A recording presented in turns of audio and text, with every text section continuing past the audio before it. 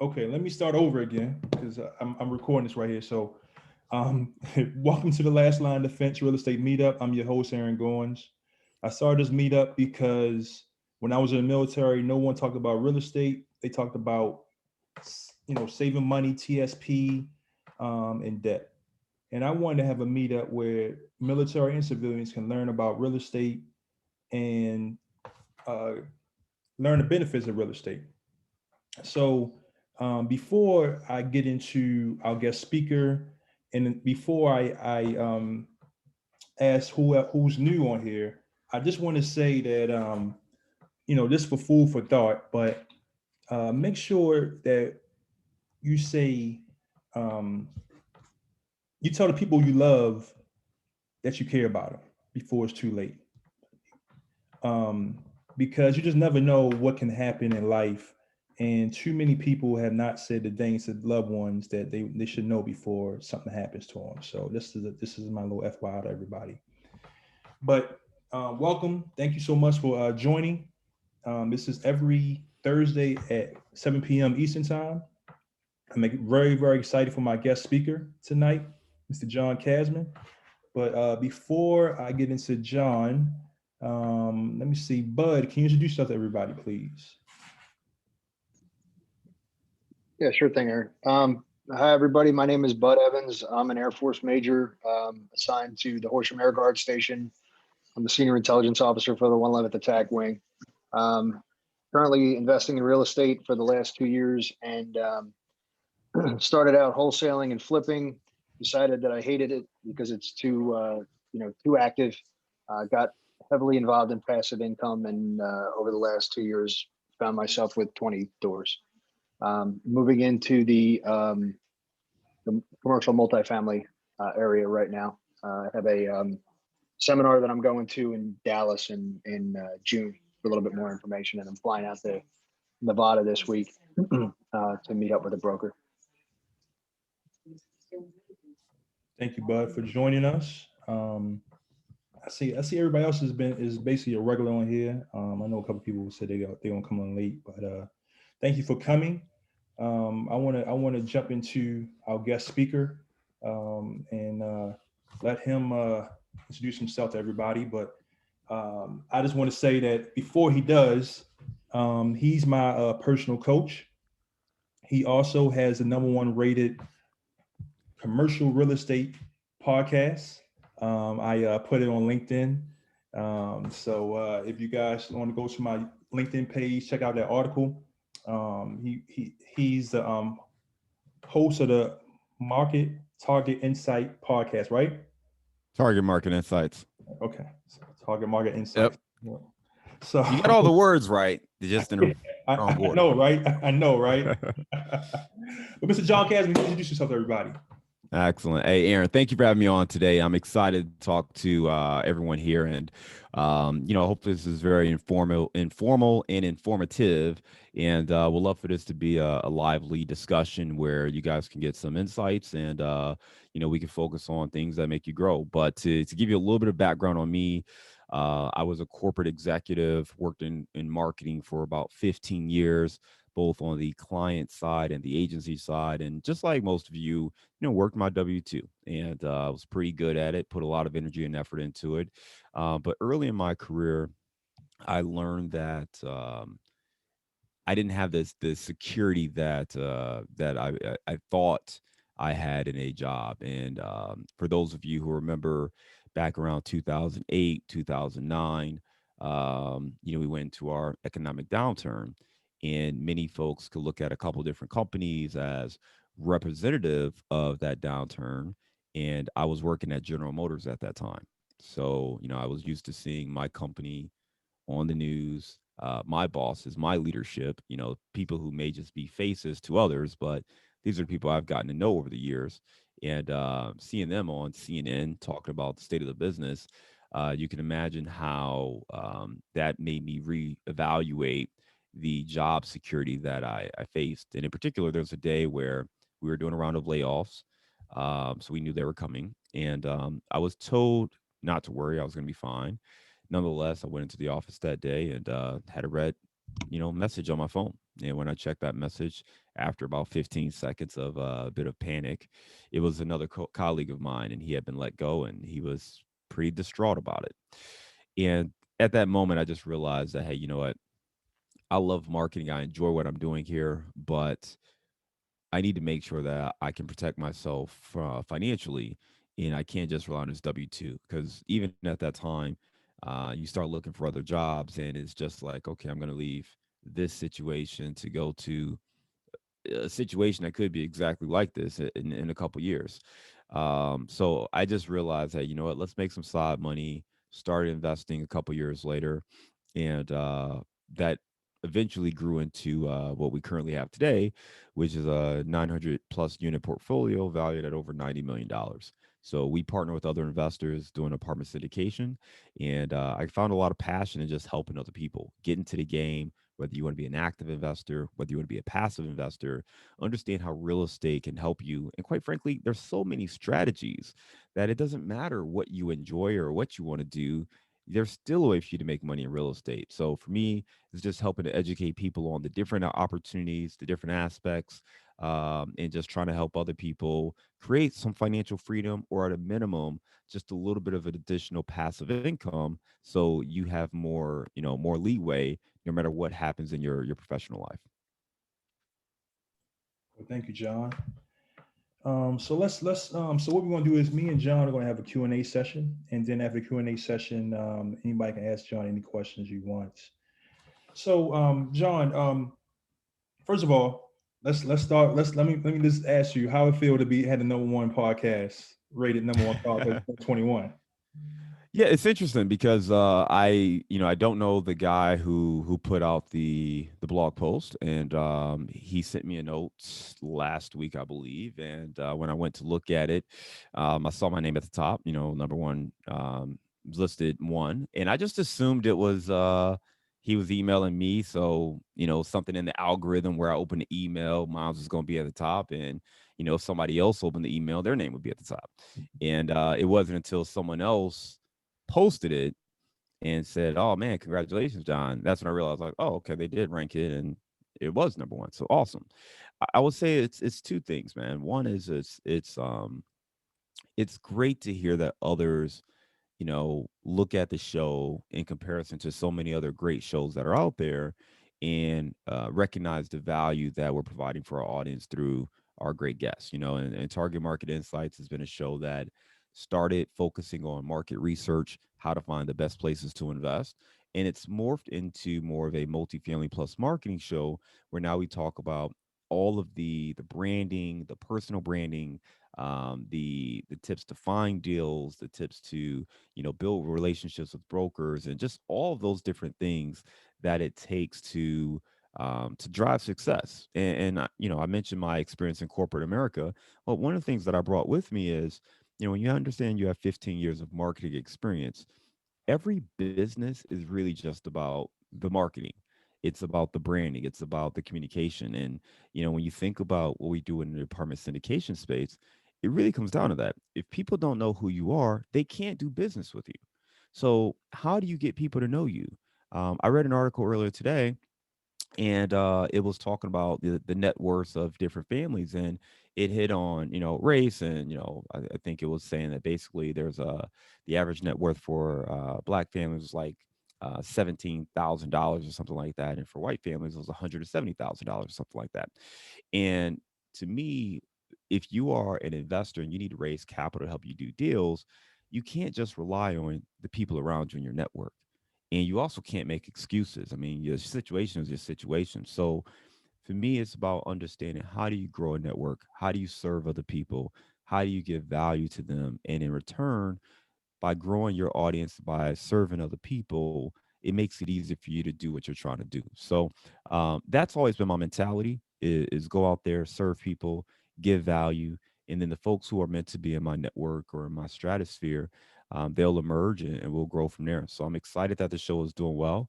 And what I get more excited about, though, is for someone to tell me, "Hey, man, I listened to this episode and it really helped me with something I was struggling with." That really gets me excited, because then I hear that feedback directly, and that's great. I mean, listen, it's great to get the number one ranking, But to me, those are vanity things, and I don't get caught up in vanity things. I could care less if it was number one, number 70, or didn't make the list. I appreciate it. I'm glad it did, but I get more excited that someone listened to an episode we created, got value that allowed them to take action and grow their own investing. I definitely understand that, man. And like I said on my post, man, hope you can find out what's at number one. Jim Biggs had said, I love what he said. He said, "You the man. Congrats, John. Voice made for podcast. YouTube baby face." Appreciate it, man. Appreciate it. So let's talk about marketing. Why do you think that marketing is so important in this era now?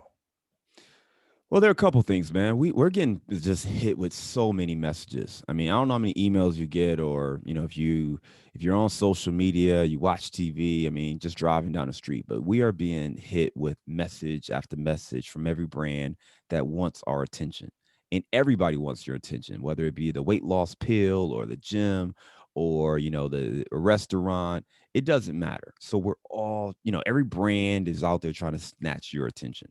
And you've got to find a way to stand out. And in today's world with social media, there's pros and cons with that, right? Everything is accessible. And in the past, the only way to reach people was through TV, radio, print, billboards, newspaper, right? So you only had a handful of mediums to get in front of an audience. Today, if you've got a phone, I mean, you can get them on, so like there's 7, 6, 7, 8 different social media accounts, right? So there's so many platforms that if you can't grab someone's attention, they won't know who you are. And so if you have a business, it really comes down to the marketing. It really comes, and marketing, it's not about creating ads and all this fancy stuff. Marketing is really just the way you communicate your value, your message, your benefits to people who could benefit from it. And if you have something of value, a product or a service, you got to get in front of the people who are looking for that.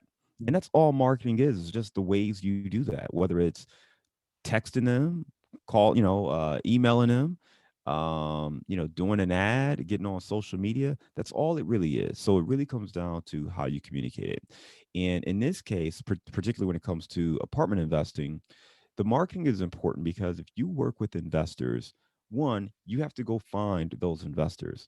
You can take the sales approach and you can develop a black book and cold call everybody you've ever met, right? But that's salesy. That's not going to go over well. People aren't going to be looking forward to hearing from you. Or you can go the other way, which I call, it's more of a magnet approach, right? It's inbound marketing versus outbound marketing. So in this case, you're letting people know what it is you do, and then those folks who are interested will raise their hand and say, "Hey, man, what you're talking about sounds like the kind of thing that I'm working on or the thing I'm trying to solve. I'd love to hear more."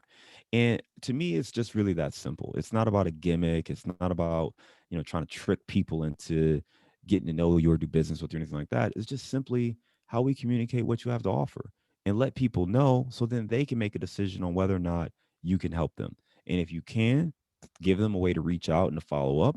And if they decide that, hey, that offer is not right for me, then they can move on with their day. Like I said, you're getting hit with so many messages that most people just don't even have the time to process that.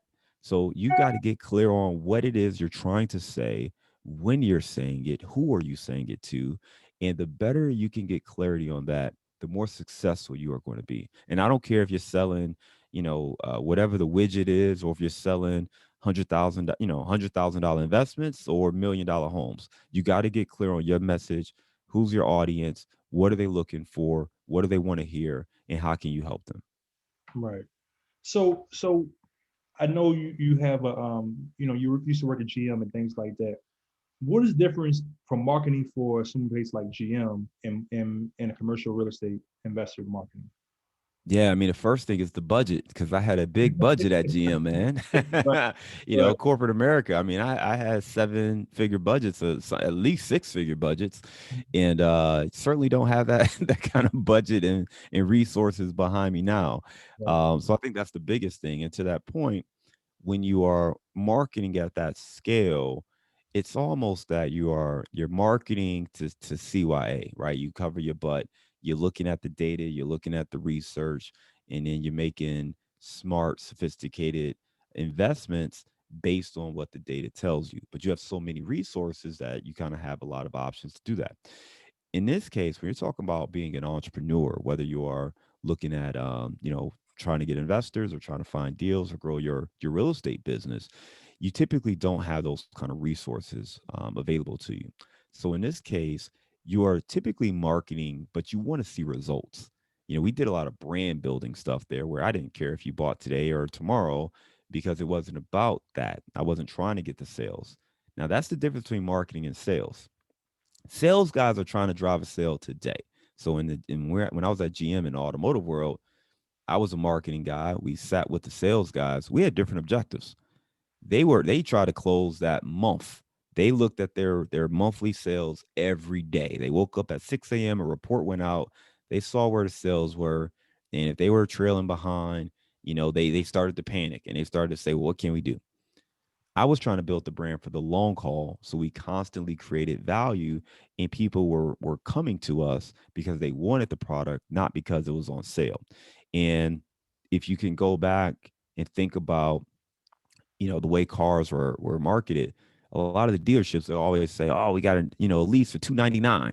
We got the new lease for 299. Well, I hated those. I absolutely hated them because for me, when you see a lease for 299, I felt like it devalued our product and it didn't allow me to build the brand, because how can I build the brand for a product that's premium if all a consumer hears is it's on sale?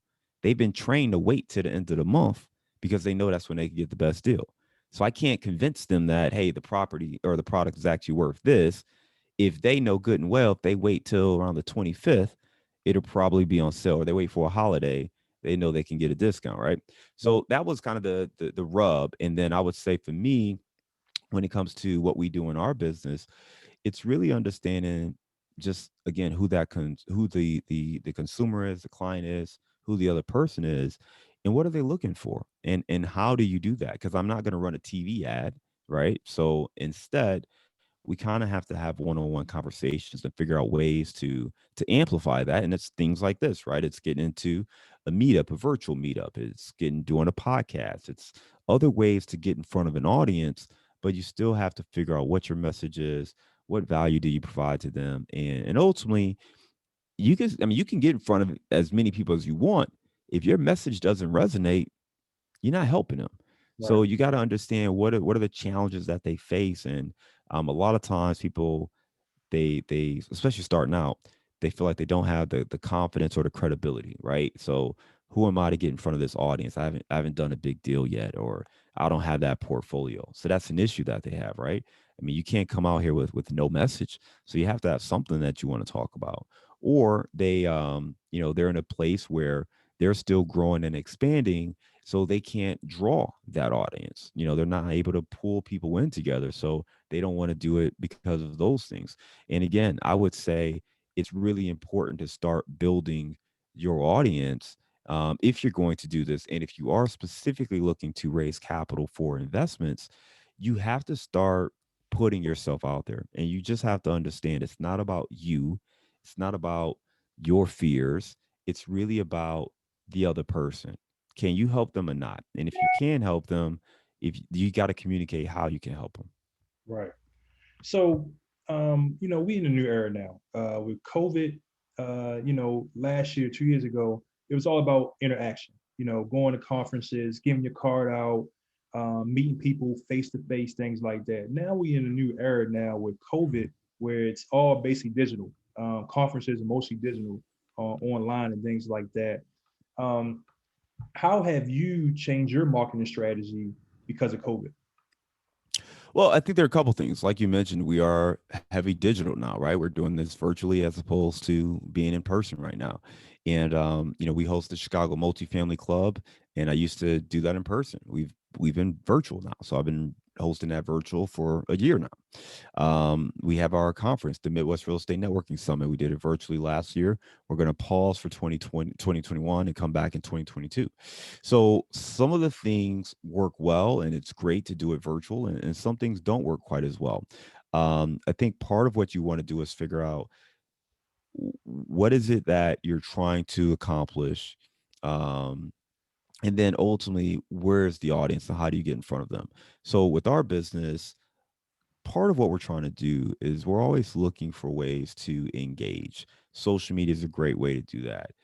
Content creation is a great way to do that. And these things were important in the past. They're even more important now. If you can't get in front of someone, shake their hand, go meet for coffee, the only thing you have is your online reputation, your social credibility, because it's difficult to get out there and do business in the old fashioned way of sitting down with somebody and getting to know them.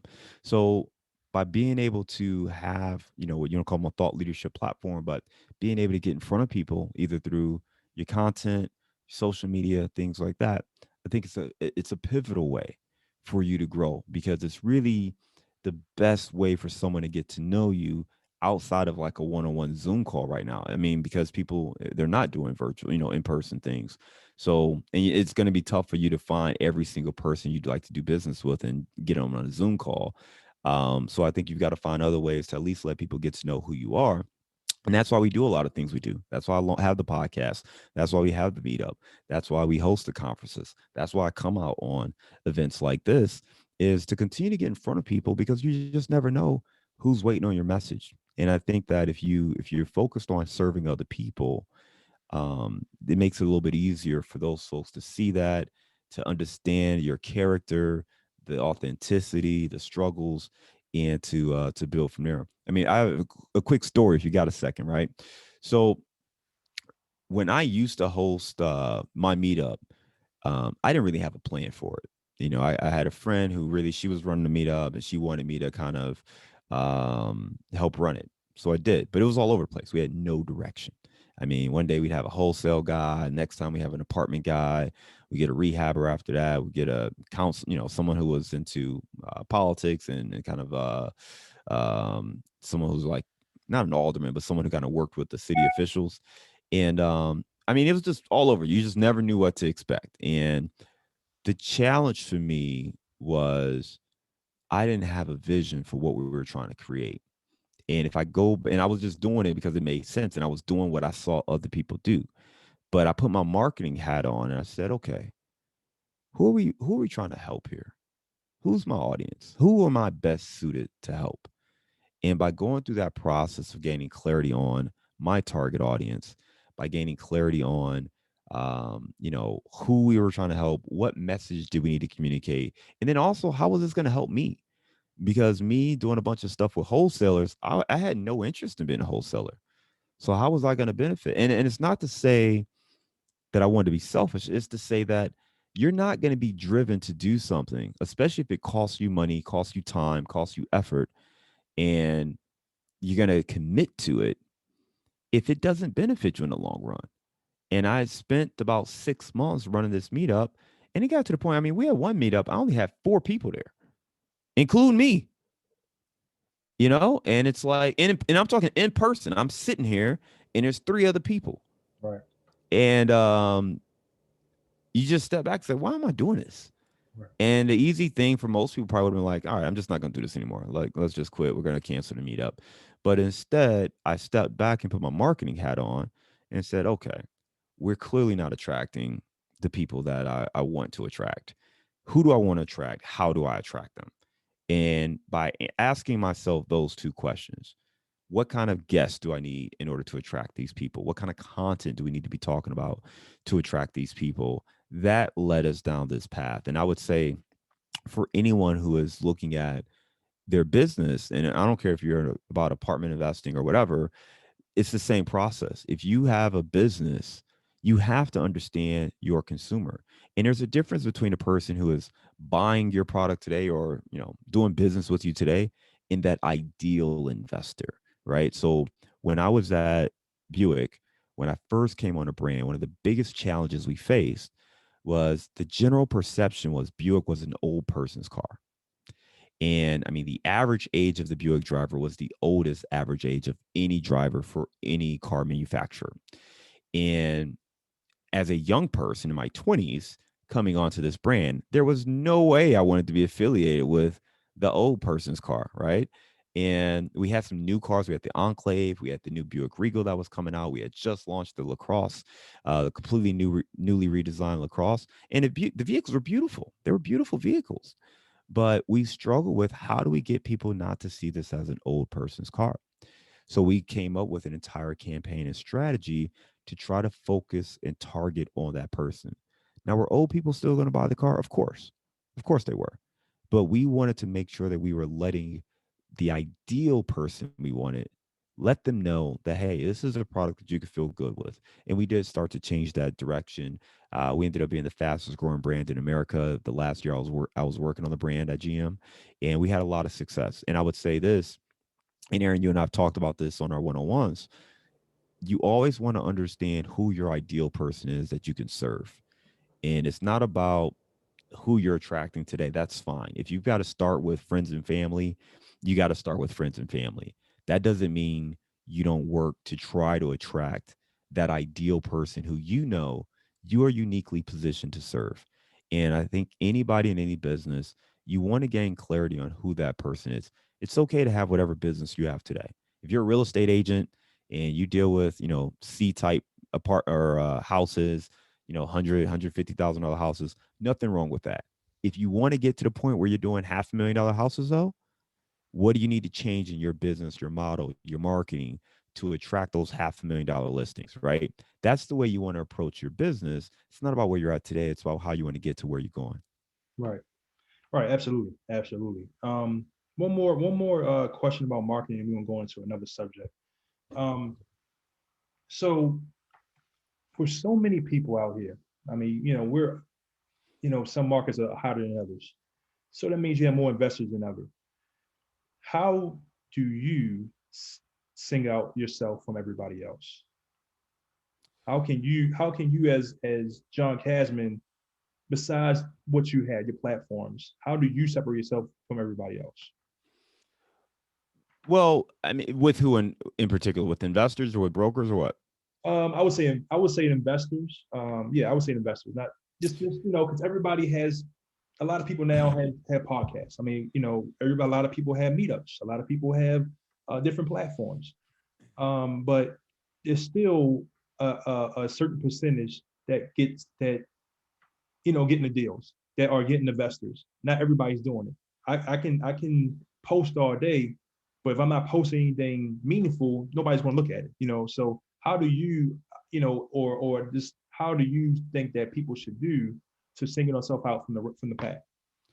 Well, I think I just did an episode that we released last Friday with Ross Kimbervolsky, and we had a great conversation about branding and design. And Ross said something that I thought was very eloquent. I made a LinkedIn post about this too, and we talked about design and branding. And a lot of people think those are the colors, right? It's the logo. It's, you got your all in homes in your backdrop, right? It's the colors, it's the logo, it's the palette, it's the font type, it's that stuff, right?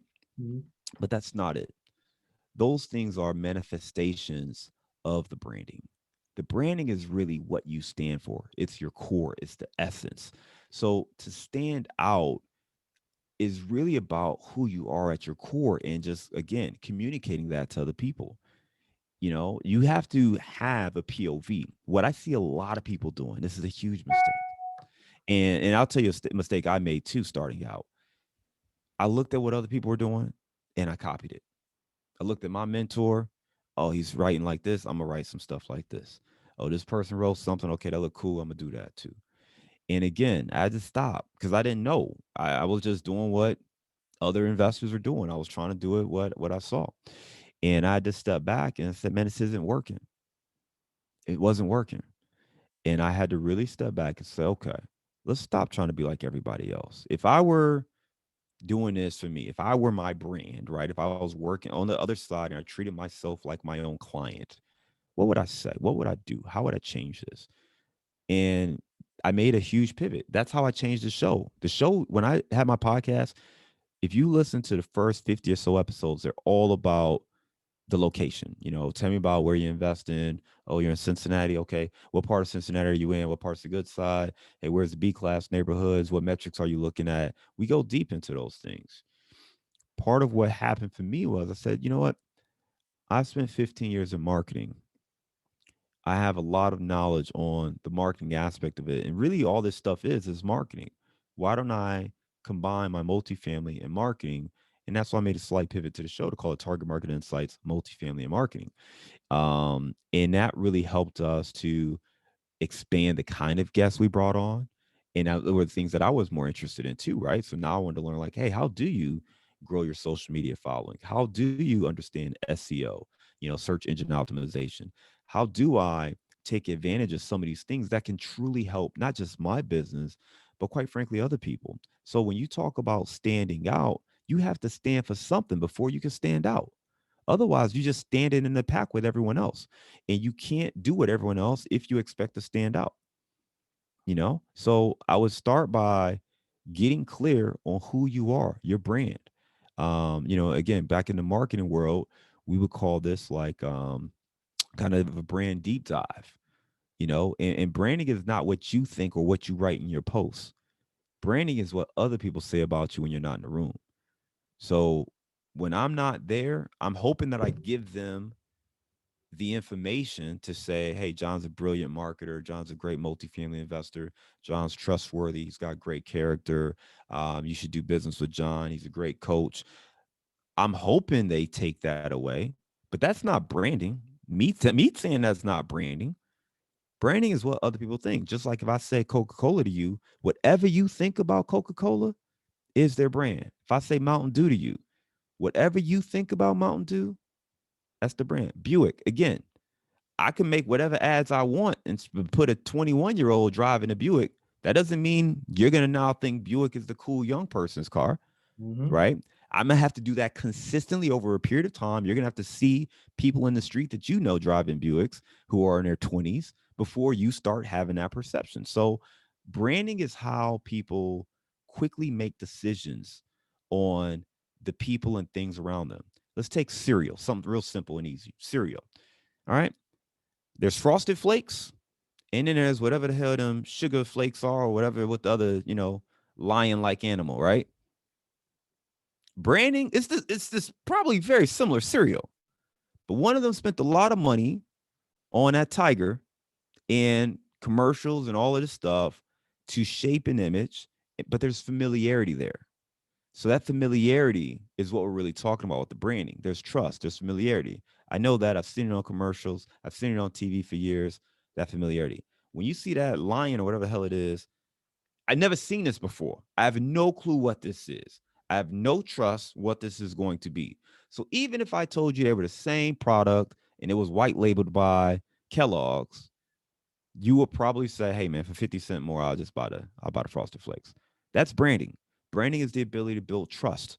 And you build trust over time, but it's based on the communications. It's based on all of these different things. Because if you have a negative experience, none of this matters. If you get Frosted Flakes and they're terrible every time, you're gonna be, hey man, no, this is terrible, right? And it just it erodes.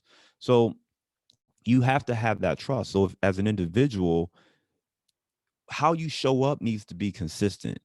If you're telling me that you are a high quality operator, and all of these other things, but I send you a message and you disappear, I never hear from you, or I invest in one of your deals but I never hear an update, or you never really communicate with me, well, what do you think is going to happen to your brand? I don't care how many videos you put out. When the people who did business with you, they have bad things to say, that's going to hurt your brand. So it's again, it's not about whatever you say, whatever you post. It's really about who you are at your core, your company, your product, your brands, what you believe in, and how you demonstrate that as a manifestation of your marketing efforts. Yeah, thank you, man. A lot of gems you dropped. Before we get to audience questions, let me ask you about coaching. Um, as everybody know, you're my coach, and the reason why I picked you as a coach is because, first of all, I like your podcast, and then people I've talked to recommended you, several people.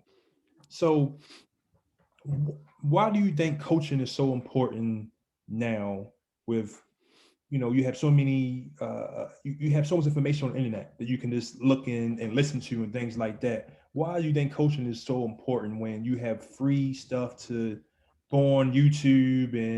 And I know the answer, but why do you think that that's for people to get a coach instead of trying to do everything on their own?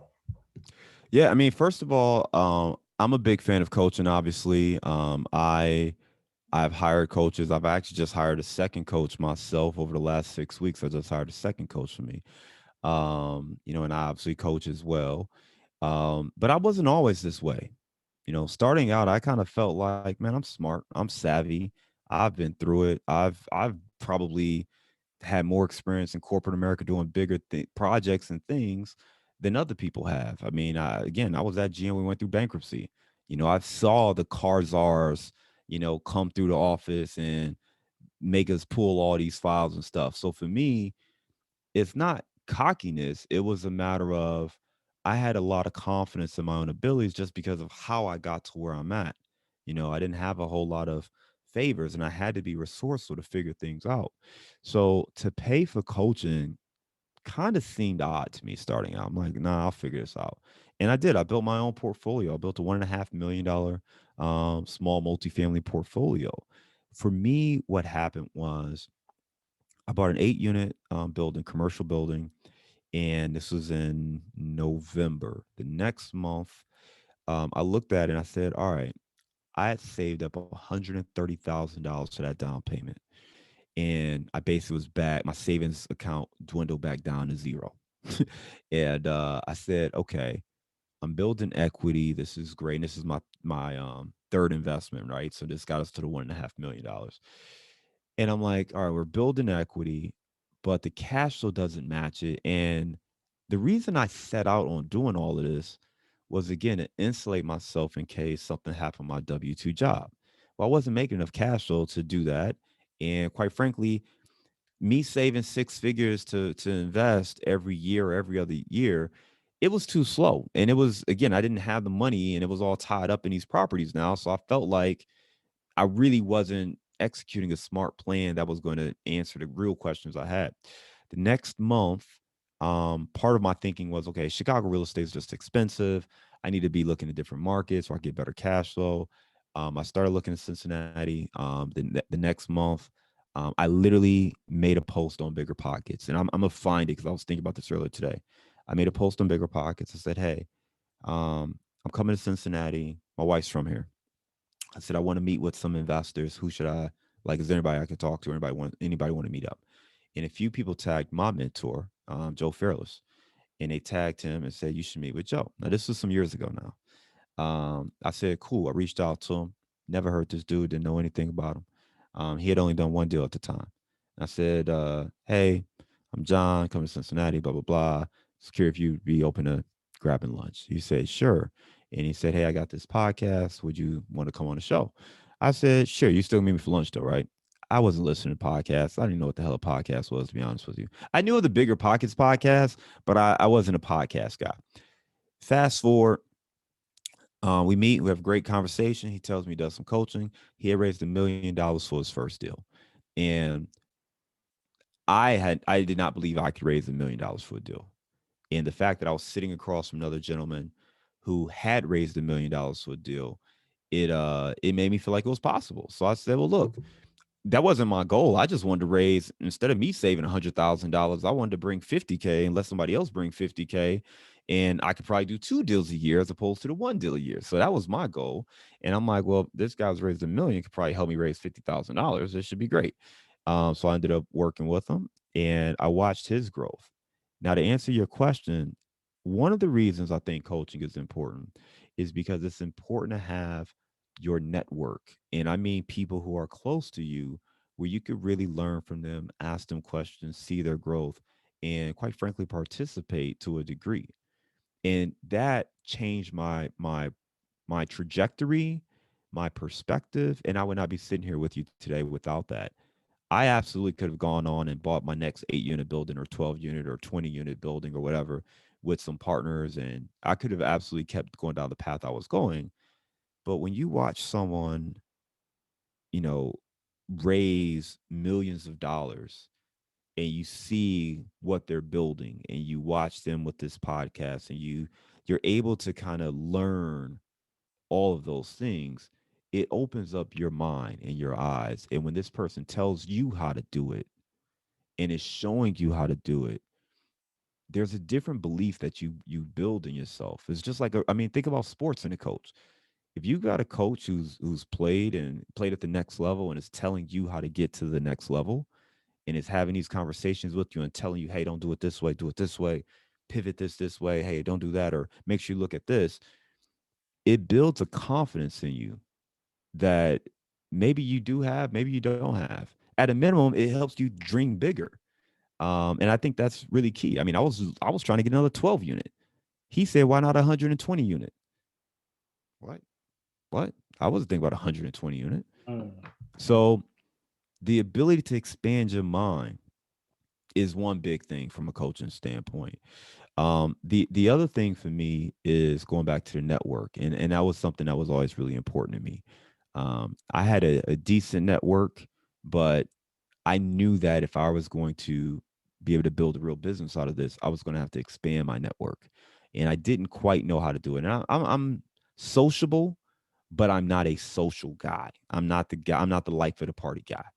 So if you would have told me, "Hey, launch a podcast, go do a meetup," I would have looked at you and laughed. Like, I'm not doing any of that. I'm happy in the corner, solo, smiling. My wife, she loves this stuff. Like, she's not the podcast person, but you take her out somewhere, she will happily shake hands and talk to everybody in the place. And I'll be sitting. I'll find one person to talk to who wants to talk about sports or something or investing, and I'll probably talk to that person most of the night. Okay.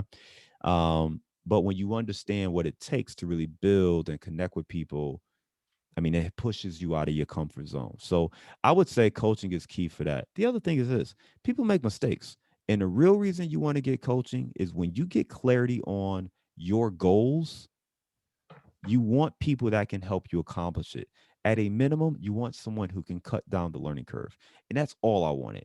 I absolutely could have went out there and raised money by myself and figured it out and probably screwed up something, but I was scared that I was going to mess up with someone else's money, and that stopped me from having those kind of conversations. And for me to go hire someone who had raised money before and to just be able to ask them about deal structure, about, how would you handle this?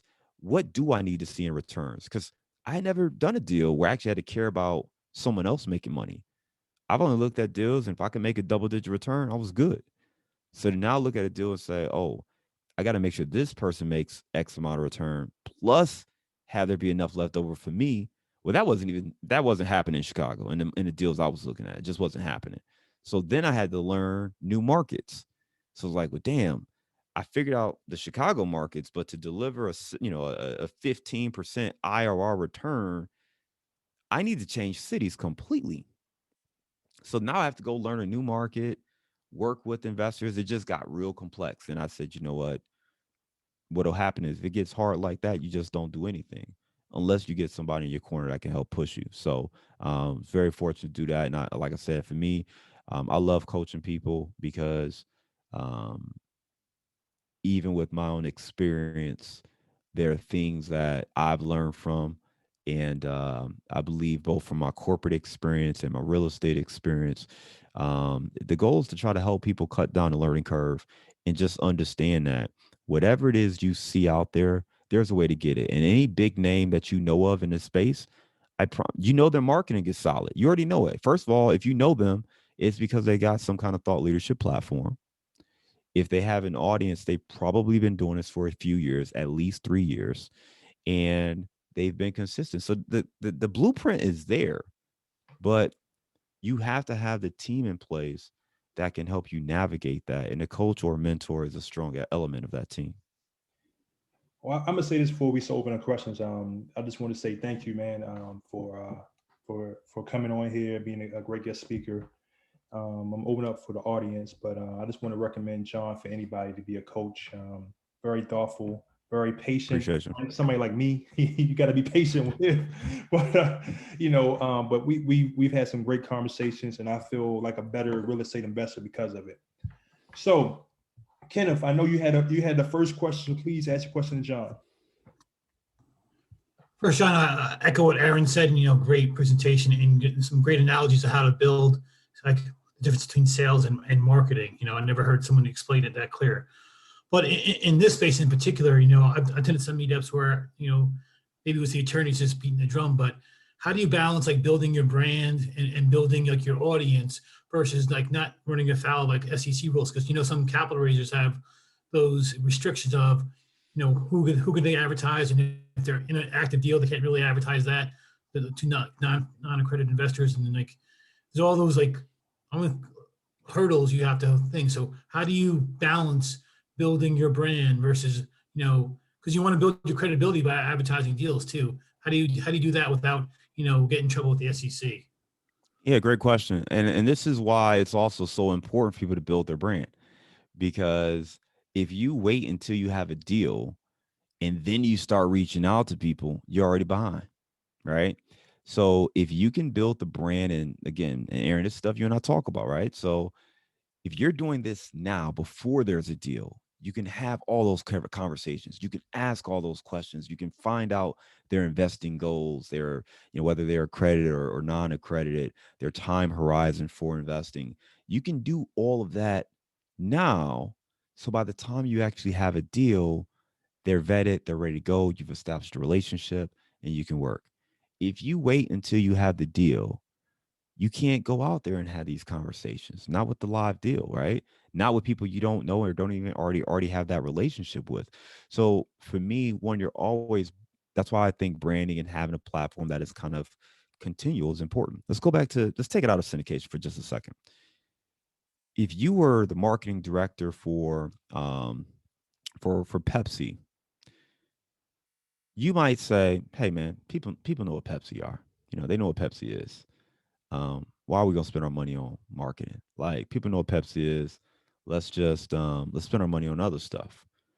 The reason that's a mistake, a huge mistake, is while people may have the name recognition, that recall might not be there. They might not think about it right away, and brand familiarity erodes. Again, if there's a new beverage trying to grab your attention every day, and there's something called share a stomach in that space, and what it is there's only so many beverages you're going to consume in a day.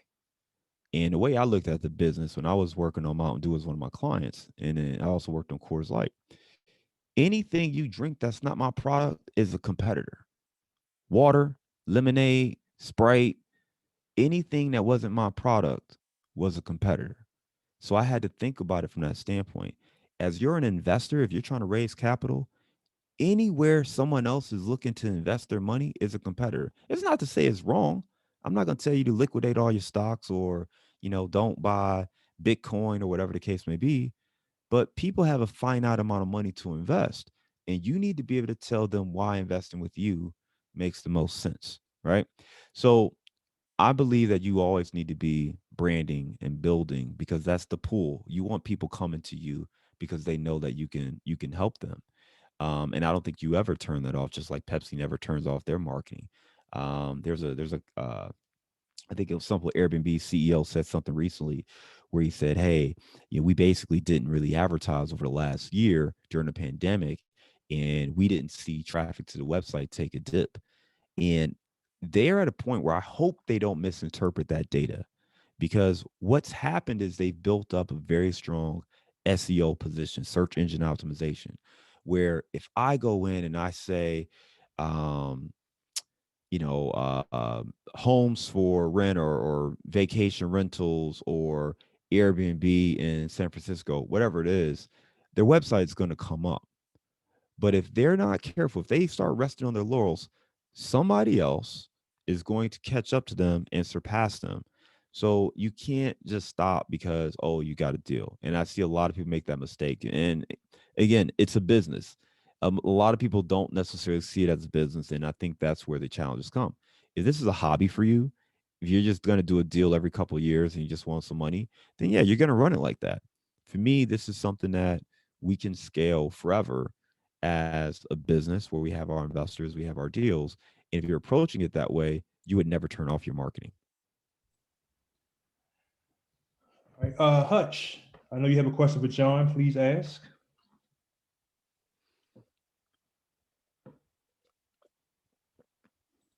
It was a quick comment that he made about POV. You see, you have to have a POV. Did I hear that correctly? And if I did, could you explain what that is? Yeah, sorry for the acronym. Point of view. So you need, yeah. So just point of view, and the point is, you know, we don't want to be talking heads, and this is the part where you have to figure out who your brand is. You know, there's some folks who, I mean, you guys are on social media, so there's some people who like to be controversial and say stuff to stir it up. So yes, they're going to get a lot of likes, but they're probably going to piss off some people who are deciding in that moment, yeah, I'm not going to do business with this guy. So you have to figure out who you want to be. If I could get real controversial for a second, you know, I think politics is one of those places where people have done the math and the calculations. And I was listening to, I think Ryan Holiday, he's got a book called The Roller Coaster Entrepreneur. I think that's what the book is called. I'm trying to look it up real quick here. But I was listening to that, and he was talking, The Entrepreneur Roller Coaster by Darren Hardy. Sorry, Darren Hardy. And he talks about how, I think it was the 2012 election, when President Obama got reelected, and he was saying like essentially 49% of people were booing, like they're just not happy, right? Just disappointed. And you always have that in American politics, where roughly around half the country is not happy with whoever wins, and you cannot worry about everyone liking you if you really want to grow. You've got to find the audience you are meant to serve. That does not mean you've got to be an asshole and piss people off. Okay, that's not what I'm saying here. What I am saying is you have to figure out who you're helping, who you're serving, and speak to them. And don't worry if other people don't like it. As real estate investors, there's a whole contingent of people who absolutely hate landlords. I'm not going to win those people over. They're never going to invest with me either. So I don't care what they have to say. You know, when I get into an interaction with them, I try to quickly find a way to end it and get out, because nothing good is going to happen. They're never going to do business with me. At no point are they going to wake up and say, damn, man, I should be investing in real estate with you. That's not going to happen. So just end it. There are people who are not going to like you, whether it's because you're a real estate investor, whether it's, you know, for whatever reason, it doesn't matter. And I don't even speculate. I don't care. If you are not my target audience or someone who is considering doing business with me, I'm not considering your opinion of what I have to say. Now, if you are a professional, you want to help and say, hey, man, the way you worded this might rub people the wrong way. To me, who are the people? Are we talking about potential investors? Or are we just saying a group of people who don't do anything for me or my family, will never put money in my pocket, will never help me grow? And it's not to say that you want to be cold, but you also have to have your own principles and values and be able to communicate that. I know a lot of people don't like President Trump, and I'm not. I mean, for the record, I'm not on the fan side, but as a marketer, come on, man, like as a marketer, because to me, it comes down, and I equate it more to like professional wrestling. And I was a big professional wrestling fan, and you had like the thing I love about professional wrestling is they can get an audience of 20,000 people chanting in unison about something, and they all know it's scripted, but they can get them all passionate into the storytelling, right? And I think that is so unique because you play on the storytelling. It's really all of the things that a great brand has: it's storytelling, it's character development, it's being along on the journey, it's all of these different things. And I think the great marketers understand that and do it well. And if you want to stand out, you have to understand how to tell your perspective in a way that is authentic to you. Again, I'm not the guy you're never going to see me write posts that are offensive or all of that. That's not my thing. You know, I'm more of a straight shooter. But on the same note, I'm a big believer in family. I'm big on legacy and trying to create generational wealth. I'm a big fan of entrepreneurship. I actually do value W-2 jobs. There are a lot of people who are like, you should quit your job while you're working for the man. Like, that's bullshit. Like, keep your job. If you have a good job and you like it, keep that job. If you don't like your job, change the situation, but do what you enjoy. So my thing is, it's not about just trying to rattle people to rattle people.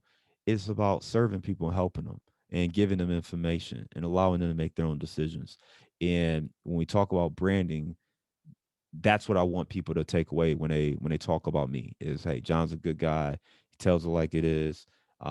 He's not, a guy who's just drawing up controversy to get his likes up or to drive up his engagement. So some of my posts may not get, they may not get as many likes and whatnot, because I'm not sitting here trying to do that. But on the same note, I think you'll get great information whenever you talk to me and interact with me. Okay. Well, we got Appreciate it. Go ahead, Hutch. Go ahead, Hutch. You got something? No, just gonna appreciate that. You're absolutely right. Trump have mastered the art of court attention by any means necessary. That's one of the 48 laws of power. And you say something to draw their attention to you. It's bad enough to draw their attention to you, but it's not bad enough to where people will not do business with you or ruin your credibility. Yep. Yeah, so a lot of folks do that. We see Grant Cardone doing that, Gary Vee with his cuss words, so on and so forth. So yeah, I like the POV. Yeah, and I think too, like, I mean, those guys are great examples, and I think, I mean, for me, they all three of them go way beyond what I would do. Like, that's not my brand, right? And I think that's okay for them in what they want to do. But it's, like I said, if that's who you are, that's fine. It's not who I am. I've never been that guy, and so I'm not going to pretend to be that guy who walks in a room and does all this crazy stuff and start, like, I was on a Clubhouse last night. I'm getting, it's not my thing, because Clubhouse is like just it's a whole other ordeal. But I was on it, and I was in a room with Grant Cardone, and it was some other guy, JJ something, and they were arguing. JT And I was like, what is this? I mean, they're arguing about, this guy said something about him, and I'm like, what is? And but again, to your point, that's the kind of stuff they like. He's like, yo, as long as it's talking about me, great. And I mean, that's not my thing, and I get it. I know some people get off on it, but that's not my thing. It's not my thing. All right. So we have a couple more minutes with John. I want to hold us to his time. So anybody have? We'll take 2 more questions at least. Yeah. Anybody else got a question for John? I got one. Hey, John, thanks. This is a great session. I really enjoyed it. You mentioned the art of storytelling. You talked about being able to draw the crowd in. Where do you see, from a marketing stance, the creative and the media integrating together, where it goes into that next platform? Because we're talking Clubhouse, we're talking other things I've heard, even in gaming as a platform now for marketing. Where do you see that fine balance of, you've got creative, you've got media, and then you take it to that next level? Where do you see that break in the near future? Yeah, I mean, admittedly, it's probably the place we spend the least amount of effort on right now. And I think part of that is just due to the nature of our business. But to answer the question, when I had that big budget, right, those are the kind of things we would dive deep into. So, and what he's talking about is like, look, let's just take Clubhouse as an example, right? Clubhouse is very straightforward media or creativity wise, because it's room, it's audio. I can't put a whole lot of graphics or manipulate it and do a bunch of stuff there. So in that space, it is about the art of storytelling. You've got to be able to go on there, hold an audience, share content or information that connects people. And the reason I am not as big of, I love the concept of Clubhouse. I have just had, I've just not enjoyed the experiences I've had, because I feel like the rooms are not, generally speaking, I don't think the rooms are curated in a way that allows for great information. You get a lot of arguing, you get misinformation, bad advice, and it's just all over the place for me, right? When it comes to the creativity, though, I think that's where you have to figure out, again, how do you hook people? If it's on Instagram, Reels, Instagram story, and showing those stories and telling those stories in a way that's unique and different. So there's a woman who I've had as a guest, love her, Jasmine Star. She's an Instagram guru. She's got over 400,000 followers. And all she does is teach people how to use Instagram, and she has her reels and they're just great. She shows you how to do photo shoots. So she literally takes you behind the scenes. Hey, here's what I do with a photo shoot. Here's how I do my reel. Here's how I do I forget what their version of TikTok is, but those things. And she just shows you. She's like, hey, here's how I prep my content. Here's my content calendar. So you've got to figure out your audience. And then I think you have to figure out what challenges do they face? How do you serve them with answers and solutions for those challenges? And then how do you tell that story in a compelling visual way that entices people to stop and actually pay attention? And that's the piece where the creativity really comes into the play against the medium. Because if it's YouTube, you have to understand the laws of YouTube to be successful. If you're taking that same content and running through Facebook video, there are changes that need to happen. You need to understand the algorithms, the thumbprints or the thumbnails. There's all these different things that come into effect. So I would say for most people, figure out one platform that you've decided you want to kind of own or win at, whether that's LinkedIn, Facebook, YouTube, whatever. Pick a platform, focus on what works, what's successful, and then measure your own work. So one of the things that I like to do, and I made a mistake of trying to be all over the place and do everything, right? I'm on Twitter and Facebook and LinkedIn and YouTube, and it sucked at all of them. Just sucked at all of them. Part of it because I don't have the time to do it. Um, and what we said was, you know what? We're going to have a presence, but we're really going to lock in on one platform that we're going to win at. I'm not going to tell you guys which platform it is, but we lock in on one platform, and that's where we've grown our business. So as you look at it, when you do that, then you learn the rules of engagement on that platform. You learn what the creative needs to look like in order to be successful, to be engaging. And then just keep in mind this: social media is supposed to be social. So it's not about just getting off your content. It's about actually engaging with other people. Use the private message or DM feature. If you comment on someone's post, try to make that, try to transition that from me liking your post or comment on your post. Send a friend request or send a connection. Hey, man, really liked your post. Would love to learn more about what you got going on. Find a way to actually build the connection. That's the nature of my business. It's not about vanity likes. Kind of going back to the podcasting. It's not about just vanity metrics. This is about actually growing a business. So leverage these platforms to help you grow, and then I think that the creativity becomes a little bit easier because now you're engaging with more and more people. Thank you. This one lets you guys know Hutch was my second speaker. So if you want to see Hutch's presentation, go to my YouTube page. Eric is my speaker for next week. So he's going to talk about RELs. So please come next week. But one more question for John before he goes. One more person have a question for John.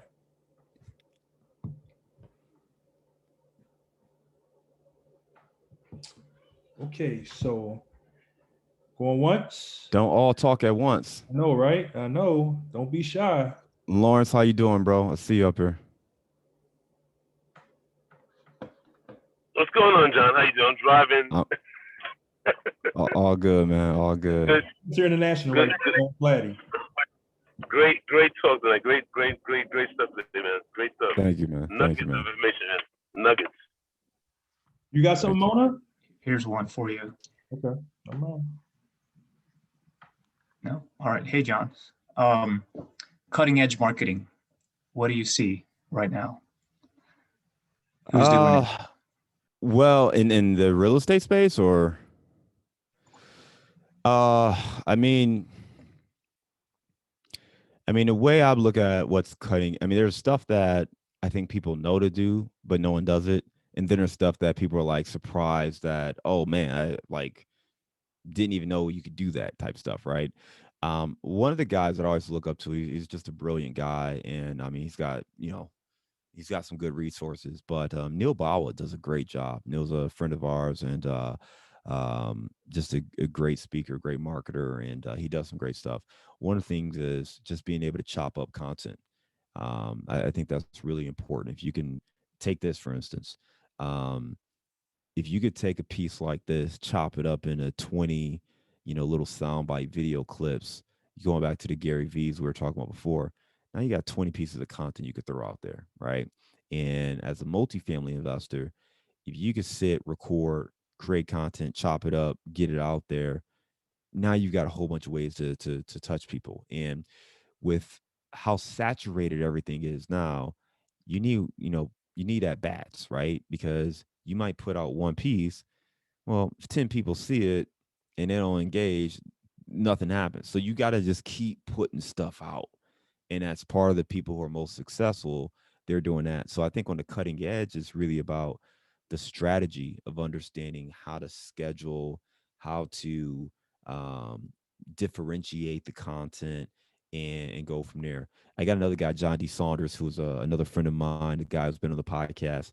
And John does some real cool Instagram stuff where he's telling stories. He's telling, like, he's basically taking articles or blogs and he's telling them through the carousel, so it'd be like top five apps to create Instagram ads or something like that. And he'll highlight them in there, but it's a carousel, and he's getting a lot of engagement. He's storytelling through that, or he'll share, um, how I sold my first e-commerce business. But again, it's through carousel posts, and he's got 5 little posts, and he's quickly telling the stories through it. So I think that stuff is really cool and pretty advanced for what we're seeing. Um, and then I don't get inspiration from my peers, to be honest with you. I mean, I can look at what they're doing and acknowledge it. I like to look at the marketers, the people who, especially like marketing consultants and coaches, because those guys know they got to do next level stuff, man. And I saw somebody do a piece, and it was a stunt piece for sure. It was definitely an eye grabber, but he was sitting in a tub, and he had a whole bunch of letters, like direct mail letters on top of him. And it just stopped me. I just looked at it. He was like sleeping in it, and he kind of woke up in it, and he was like, "Is this your idea of marketing?"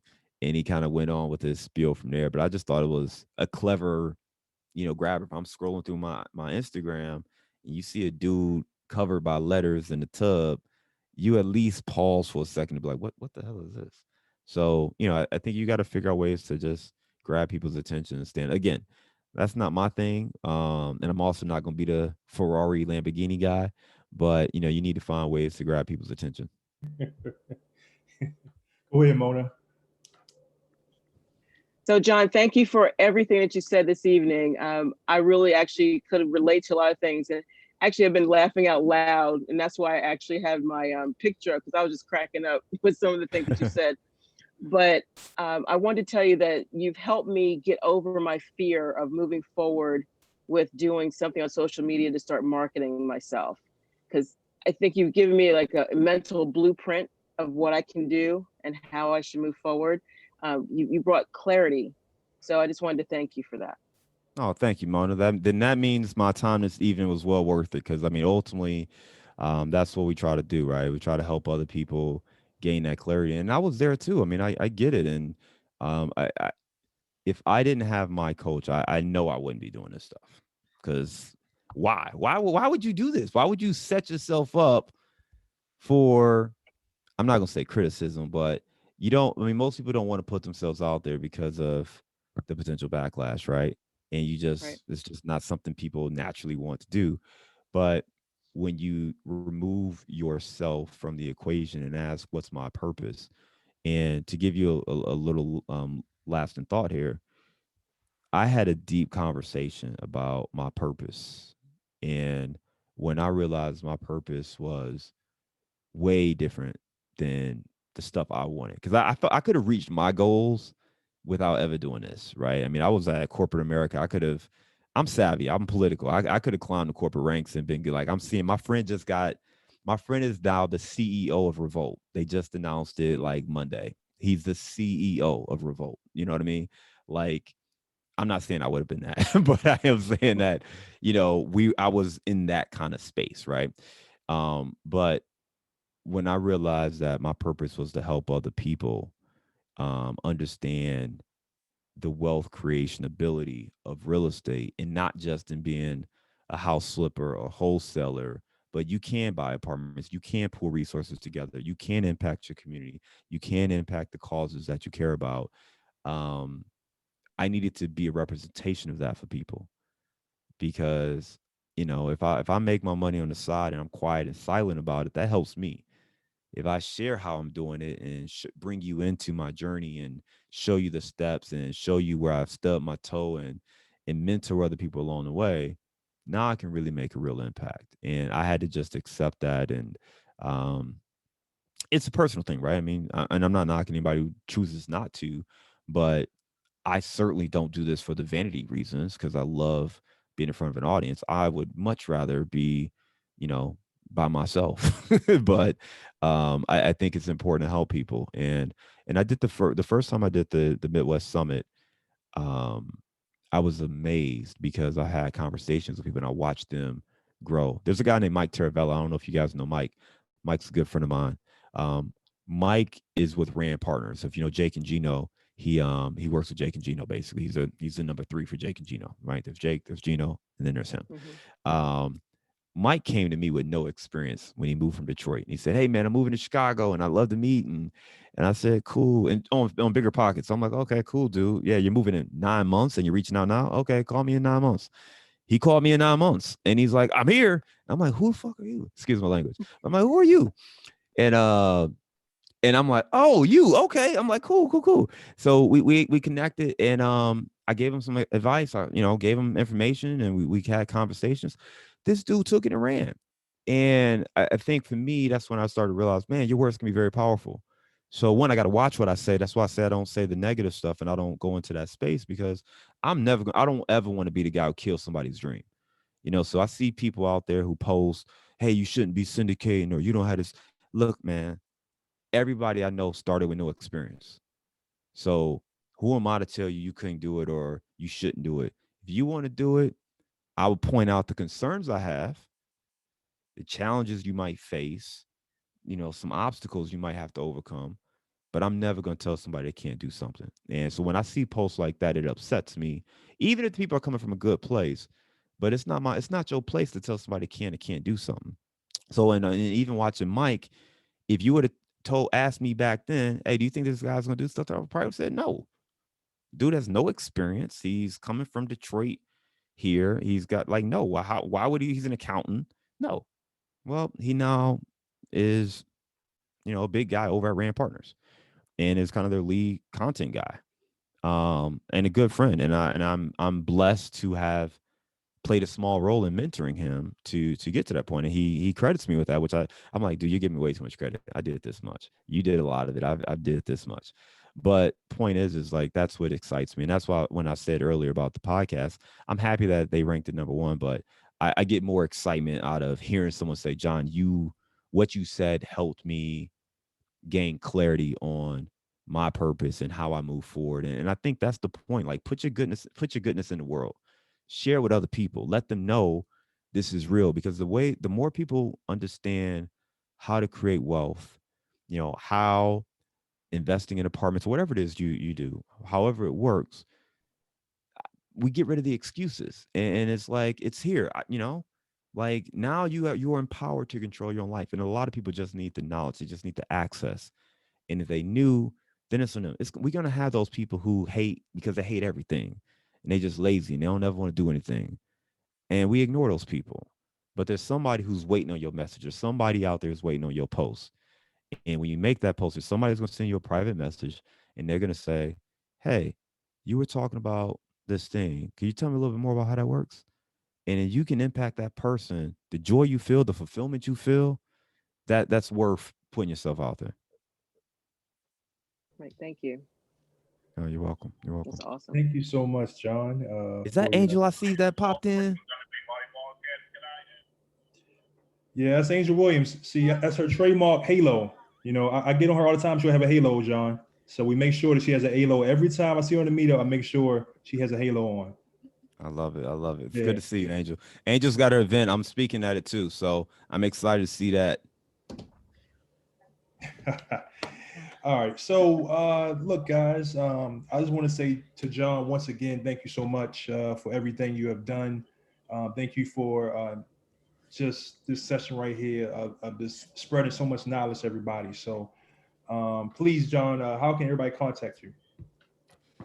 Yeah, I mean, if you are, I'm not sure what everyone's looking to do, but we have a sample deal package on our website. If anyone's interested in either being an active investor and wants to get inspired by what you should put into a deck, or if you're interested in being a passive investor and kind of just want to know, hey, what should I be looking for in a deal? You can check that out, casmoncapital.com/sample deal. Outside of that, check out the podcast, Target Market Insights, Multifamily Marketing Show. As Aaron mentioned, it was the #1 rated multifamily podcast out of 70 shows, which I'm still surprised about, but very blessed and humbly pleased to see. So check that out too. I mean, it's pretty good information. I love the guests, and I love the episodes that we were able to bring to the people. It was one particular episode. I know you probably know the number, but it was one about mindset. You told me to go to. It was start of the year. Guy from Chicago, I believe. Yeah, Lionel Harris. Lionel Harris. That was a Yep. great episode, guys. So look Yep. at Lionel Harris on his podcast. Great episode. I learned a lot from it. All right. John, you're free to go, sir. You want to stay on? We're gonna read some breakout rooms in a minute. I'm gonna have roll call first. So roll call, ladies and gentlemen, is when I just provide information for everybody of different real estate groups you can be part of to learn more about real estate. First of all, if you're looking for a coach, there it is, John Casmon. He's my coach, and I recommend for anybody. Appreciate you, bro. For military, ADPI, great podcast. Look up ADPI, Active Duty Passive Income. Great guys. If you want more information, please get with me. Look them on the website. Okay, Seven Figure Flip with Bill Allen. Bill Allen is a great military guy. He's a pilot, and he provides a lot of content. He has a 7-figure flipping event every year too. So please go to that if you want to go to his events. White Feathers, they're based out of California, but another military inspired real estate group. Look up whitefeathers.com. And the War Room Mastermind group that me and person earlier, Kenneth, when you asked a question to John, we're part of. Great group. Bud is me part of that group as well. Bud had to go, but he's part of that group as well. We hold each other accountable and make sure, as military or veterans, to be better in real estate. Civilian side, Bigger Pockets. I think that's just everybody knows about Bigger Pockets, but if you don't know about Bigger Pockets, go to biggerpockets.com. Like John said, they have a great podcast. It's been out for a long time. I know personally a lot of those guys over there, and they have different podcasts. So they have for new investors and things like that. So great information for them. Jamal King's Make Real Estate Real. That's another great one. $1,000 real estate group course, and a lot of great information. And finally, Ring Real Estate Investment Group. I'm part of that. Another guy named Anthony's part of it too. He's on here sometimes, and we have chapters in Seattle, North Carolina, New York, St. Louis. If you want more information, please get with me. And then finally, look, if you guys feel like this is great content, please give us a 5-star rating. That will help us on the meetup and boost more people on here. Please spread the word about it. This is all about trying to give people information and hopefully help them on their real estate journey. Okay, so that's roll call. Thank you, John.